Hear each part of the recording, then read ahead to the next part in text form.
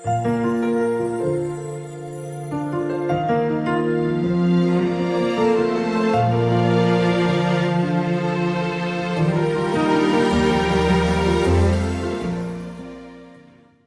was such an unexpected time. It was such a shocking time because what seemed like a day became 2, and then 2 weeks, and then months.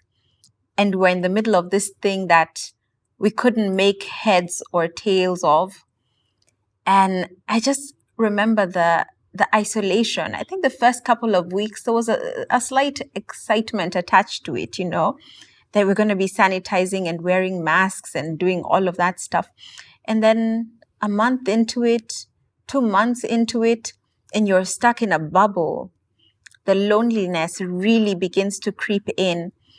And, I'm generally a loner. I love my own space. I'm an introvert. But we were now isolated with people. We're now like locked in with people.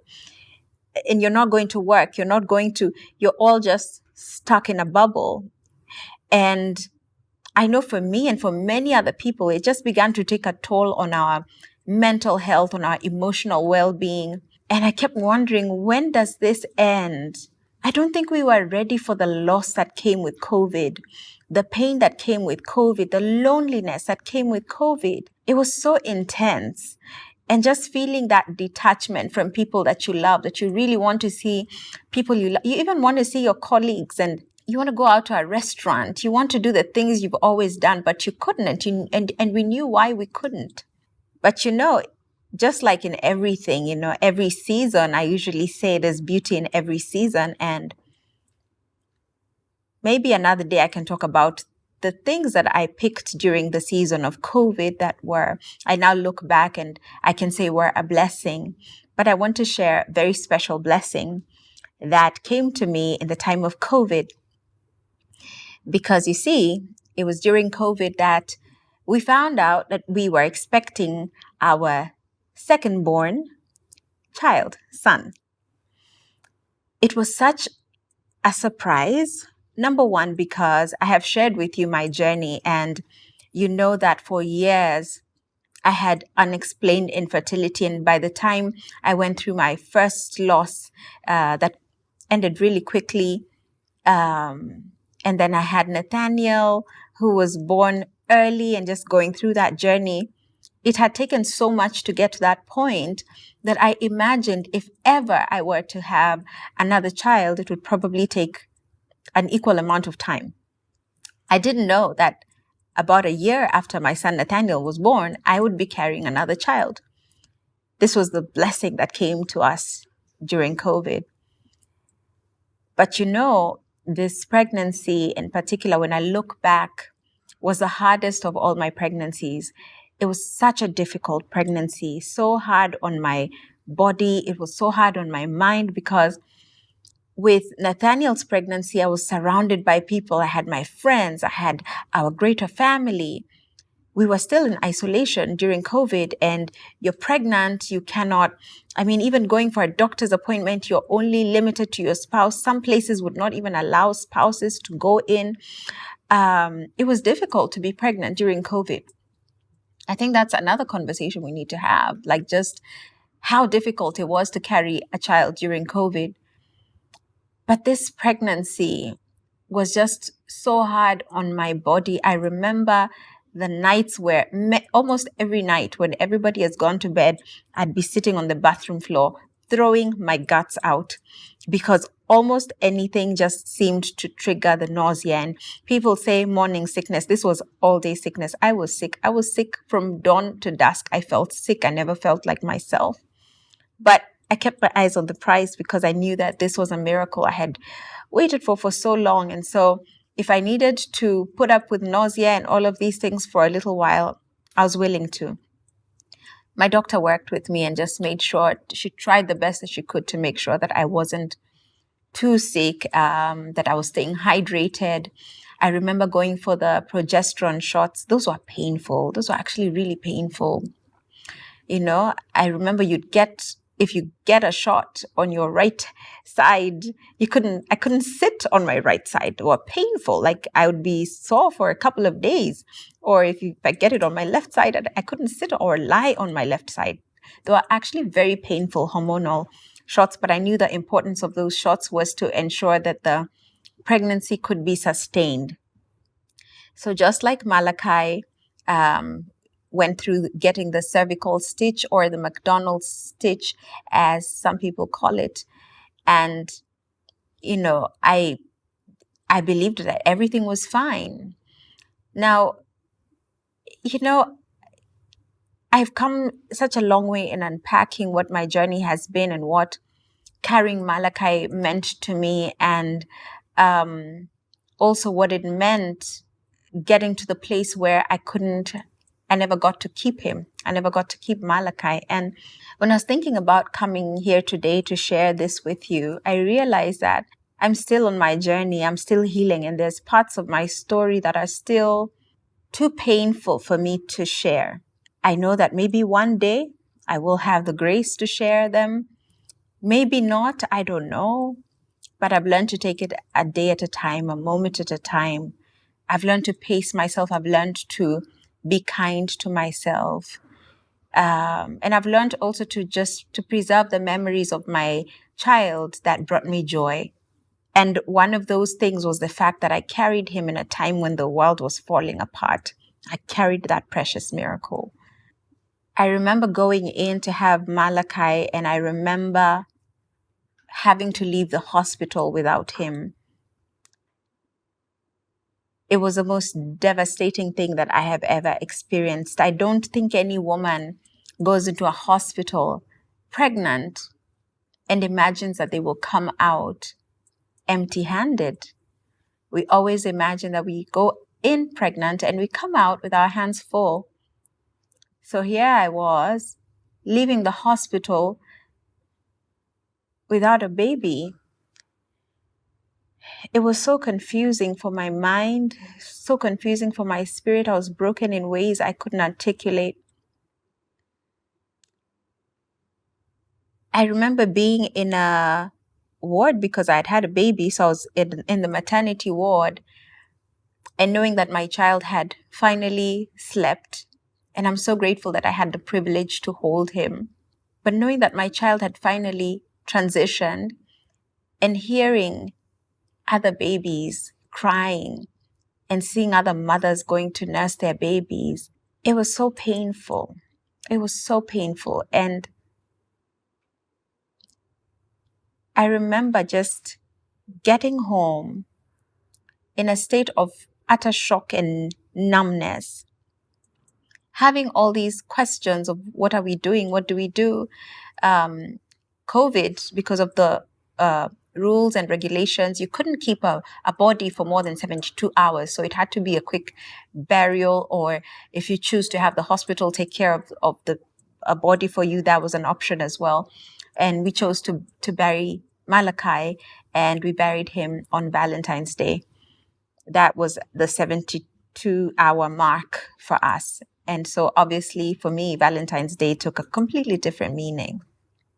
Going home with a newly postpartum body without a child is a whole different ballgame.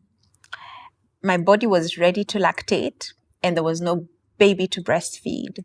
And we were Googling, my friends and I were Googling, what do we need to do to stop the milk? And I was talking to my doctor, my gyna, and asking her, what do I need to do? And she gave me some meds, and I was taking all this tea.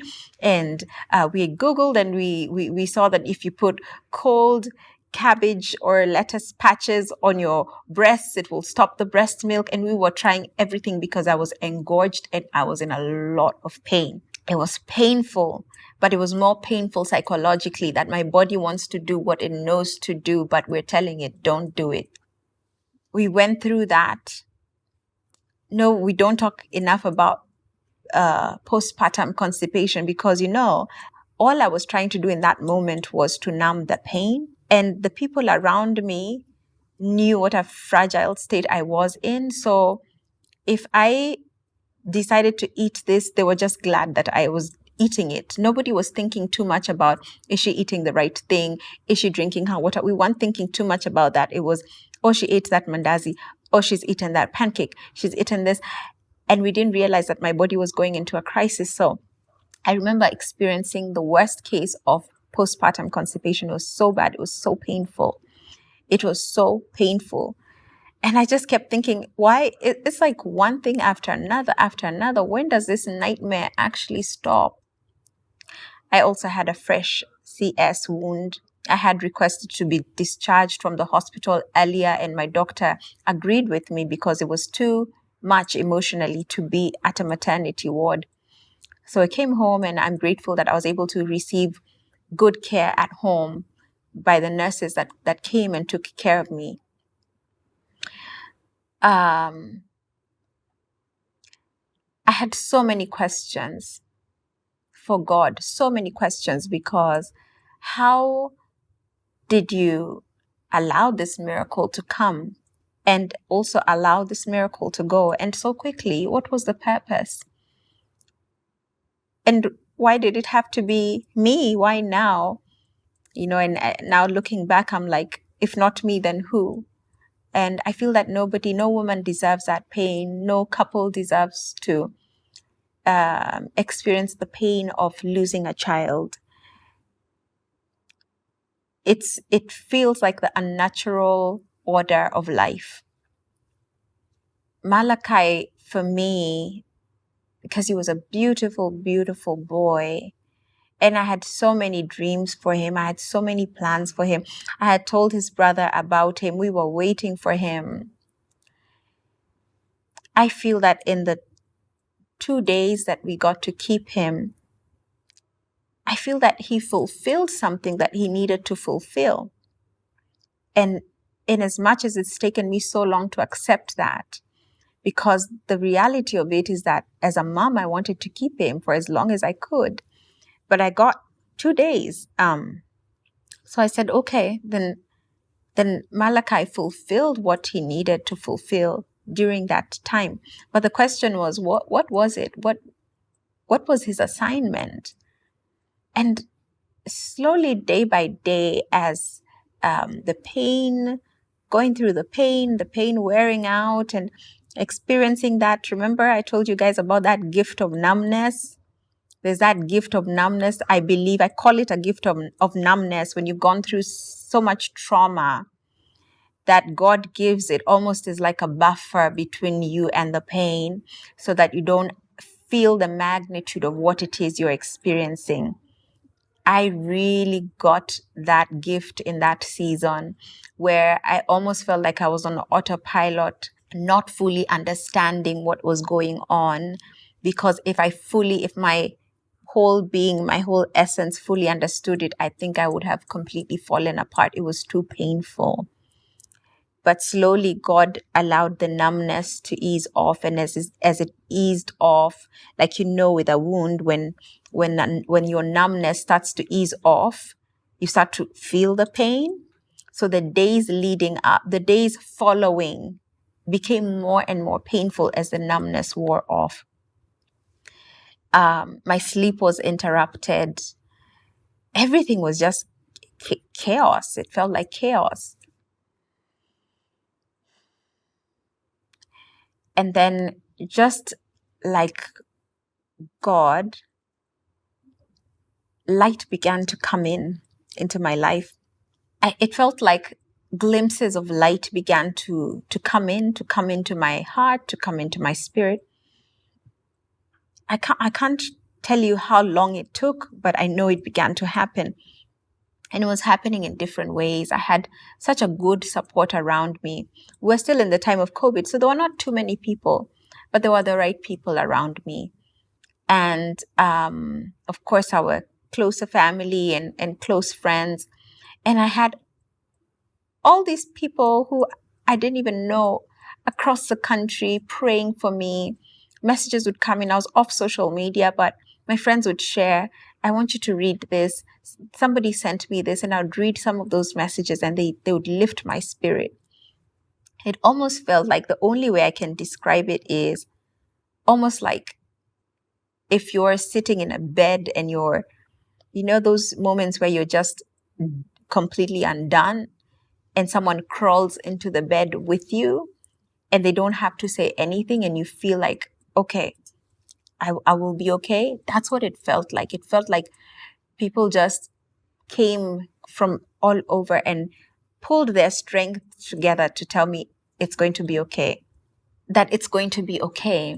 It felt like it was just different people saying you're going to get through this. You're going to get through this. But I want to share with you something that really, really lifted me. So I have family around the world, and two of my sisters who live in the US, they're actually my cousins, but like my sisters, who live in the US. I remember them, they had opened a WhatsApp group. So it was the two of them. Their names are Ndumi and Mombua. And I was the third person on this group. So they'd opened this group, and every single day from the day of Malachi's passing, they would drop me a prayer. They would pray. They would speak something. Many times I never responded because I didn't have the strength to, but consistently they did that. Many times their prayers came in tears.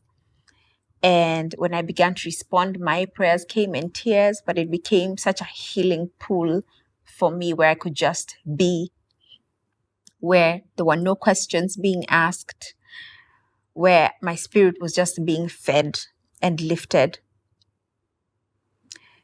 I remember when at the point they suggested, hey, Kambua, I think you need to see a grief therapist. And we began to look for who that would be, and eventually did find a grief therapist. And the reason why I settled or agreed to work with the particular therapist was because she had experienced child loss herself. And she walked me through my grief. The one thing that has stayed with me over the years, and I like to share this with grieving moms or grieving parents, is I remember that anytime we would mention the name Malachi, anytime I would mention what had happened, or I would remember this is what happened, I would literally fall apart. So we had sessions where I would get on with her. She was in a different continent, so we're doing video calls. I'd get on and I would just cry.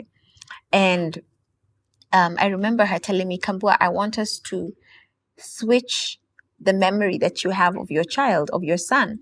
Because every time you remember him, you remember the crisis, you remember the pain, you remember the loss.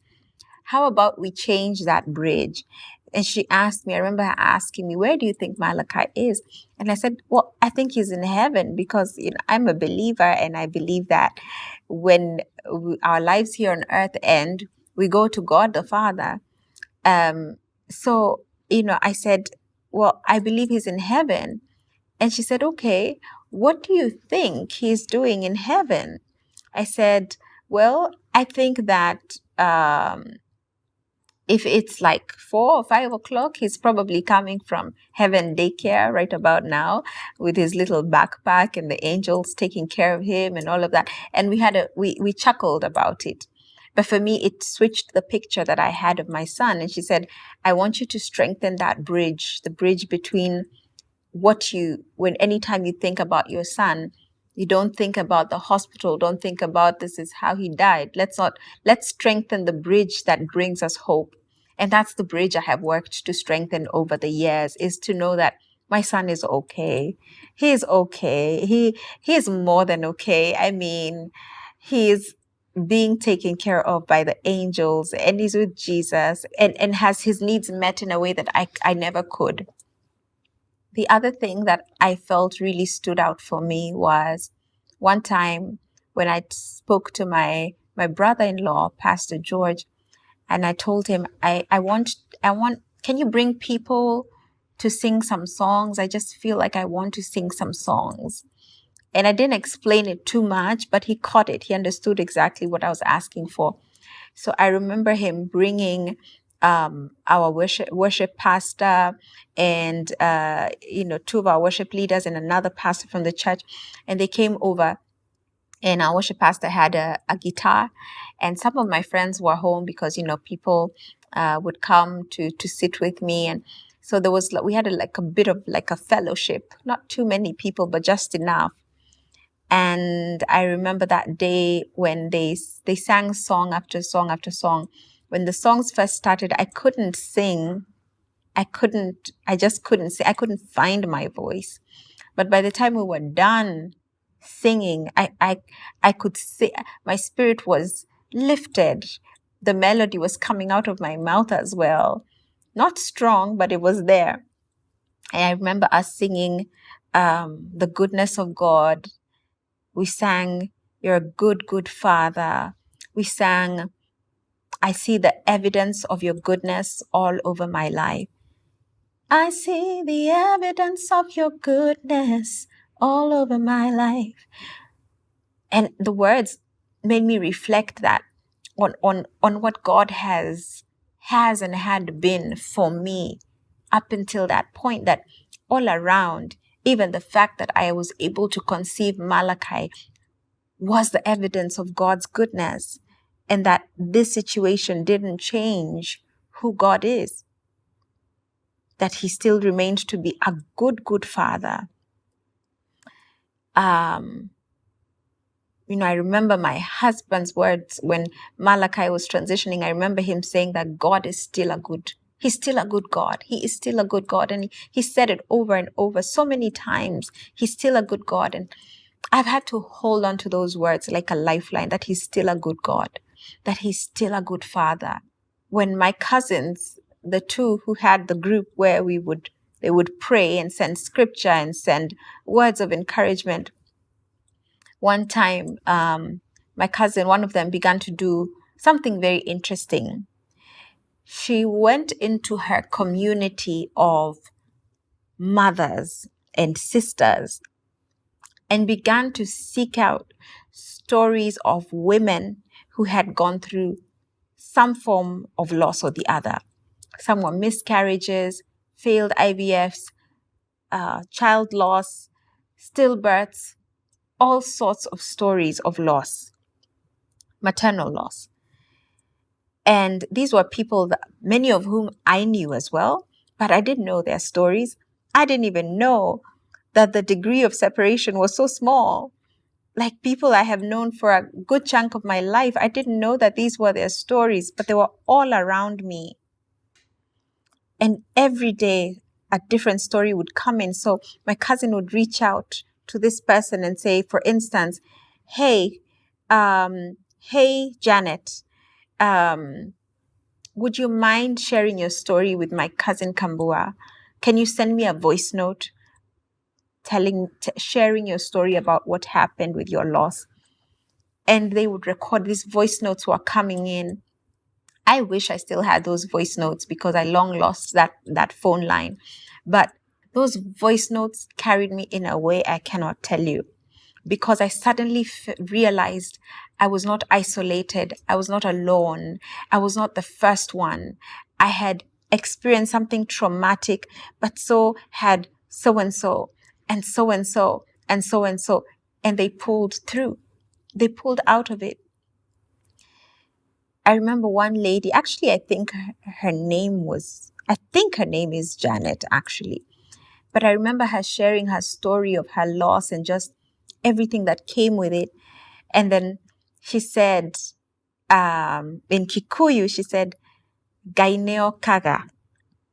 She said, Gaineo Kaga. And she was basically repeating words that she had, I think had been spoken to her.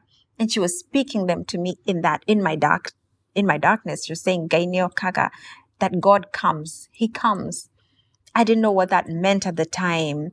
I knew that it didn't mean necessarily that I would have another child. Not necessarily, even though I believe the promises of God.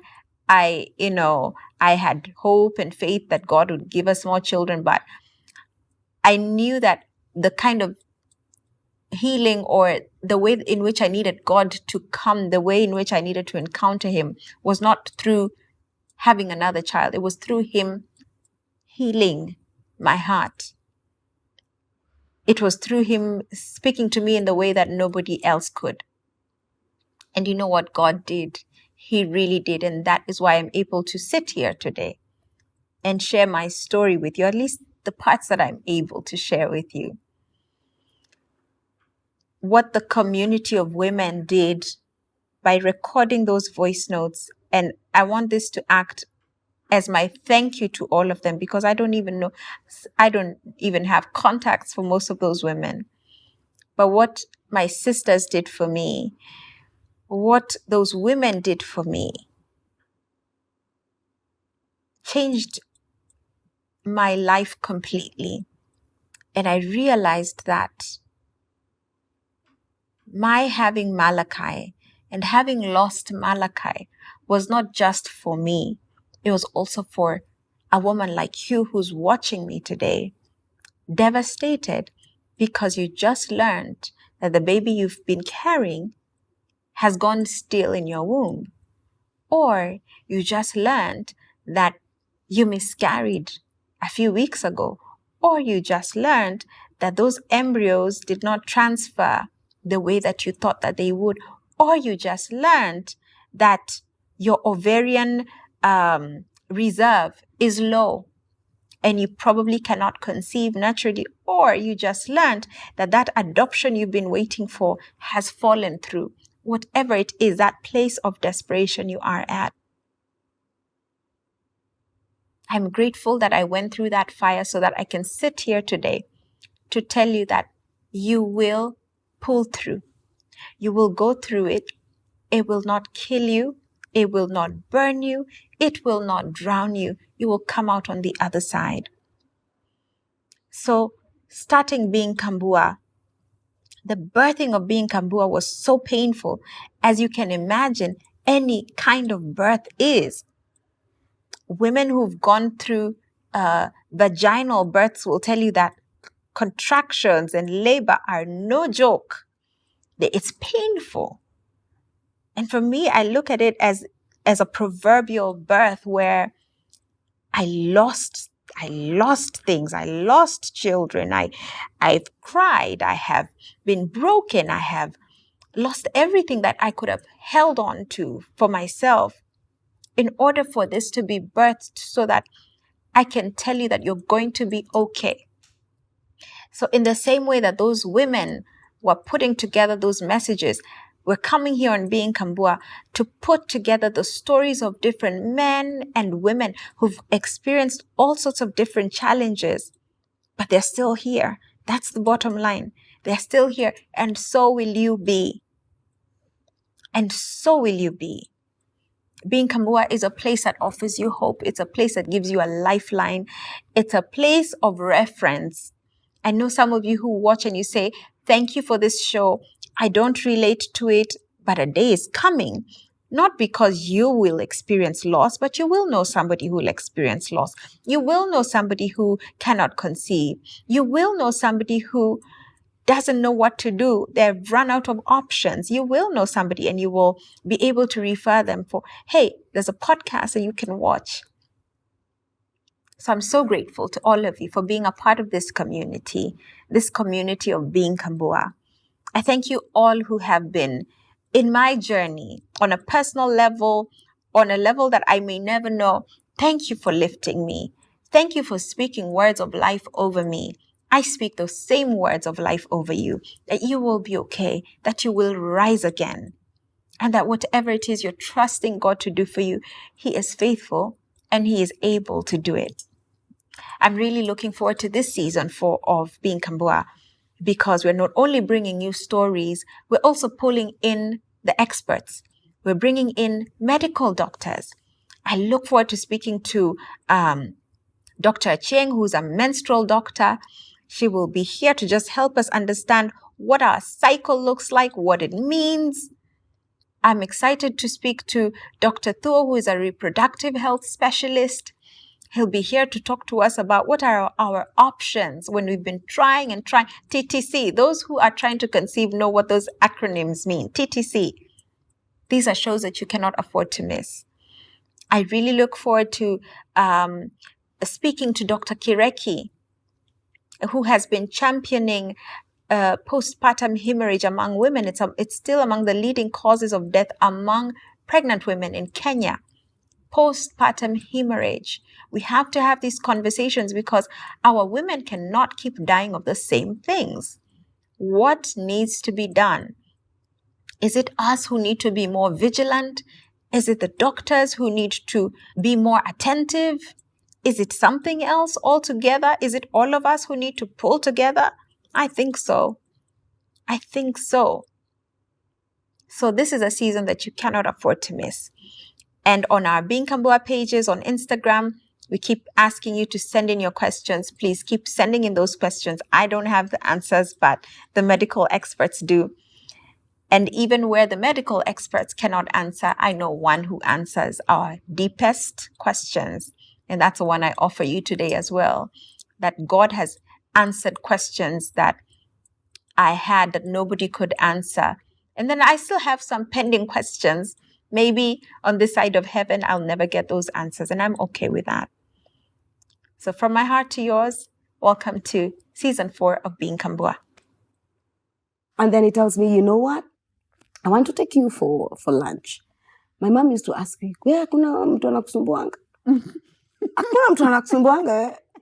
So that I told him, "Hey, you want to take me for lunch?" Yeah. Okay. I went and told my mom. Yeah. My mom called all my sisters, my aunts, my cousins, everybody in the family. My sisters went and bought me trousers, my top, shoes. Evelyn is going for a date. Wow.